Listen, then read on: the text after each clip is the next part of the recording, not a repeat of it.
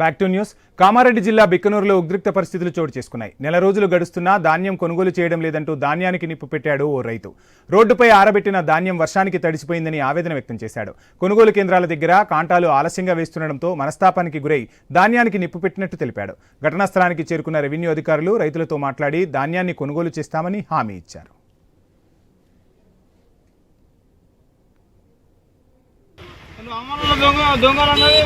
ఈ దొంగల రాజ్యంలో వీటి అక్రమాలు జరుగుతున్నాయి. సీరియల్ ప్రకారం పెట్టాలా, వీటికి వచ్చినాక మళ్ళీ ఎక్కడ పోయిర్రు, వేరే నారు నింపిర్రు, మళ్ళీ వచ్చిర్రు, మళ్ళీ నింపిర్రు, మళ్ళీ పోతుర్రు. ఈ అక్రమాన్ని అరికట్టాలంటే ప్రభుత్వం దిగి రావాలి. ఇందుకు ఈ కుప్ప అట్లా కుప్ప ఆట పెడుతున్నాం. ఈ అమలు కూడా సాక్ష్యం అలా అమలు ఉంది. నెల రోజులు అవుతుంది వరి కోసి రోడ్డు మీద పోసినాము. ఇప్పటి వరకు కాంట పెడతామని అధికారులు పెడతలేరు. కాంట పెడతామని చూస్తా ఉన్నాం. వర్షాలు పడుతున్నాయి, అడిగి ఊరవందులు వచ్చి నాశనం చేస్తున్నాయి. నైట్ అంతా కావలు పంటున్నాము. వర్షంలో తడిచి 2-3 సార్లు తడిచి ఎత్తిపోస్తే మొలకలు వచ్చినాయి. ఏమండి పెట్టండి సార్ దగ్గరికి పోయినాము.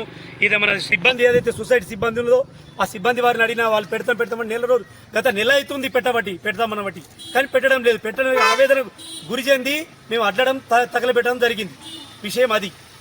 గత కొన్ని రోజుల నుంచి, నెల రోజుల నుంచి మేము అడ్లు పోసినాము. రోజు నానుతున్నాయి, ఎండుతున్నాయి, ఎండబోతున్నాం. నాన్న కొద్దీ ఎండబెడుతున్నాం. ఎండబెట్టి మళ్ళీ అది చేస్తున్నాం.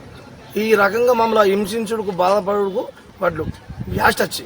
ఇంకోటి మా అన్న కుసలకంటి సిద్ధరాములు అనేట ఆయన ఇట్లనే నాని ఎండి ఇదే బాసం స్వామి అనేట ఆయన రిజెక్ట్ చేసిండు. ఇక్కడనే నా కుప్ప పక్కకే రిజెక్ట్ చేస్తే అదే రిజెక్ట్ అయిన కుప్పను నా ట్రాక్టర్లా అది పులిమామిడి కాంటాలో పెట్టి వచ్చిన.